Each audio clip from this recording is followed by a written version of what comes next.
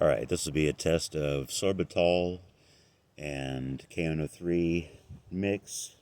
The sorbitol's been milled a little bit, but it's still kind of grainy. And the KNO3 is fine powder.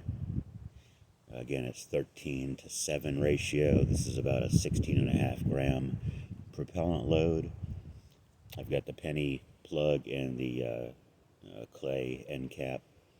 And this is just a rammed propellant with a chopstick as the core, and the propellant is closed at the end near the end cap, just by a couple millimeters. There's no core, and let's give it a shot.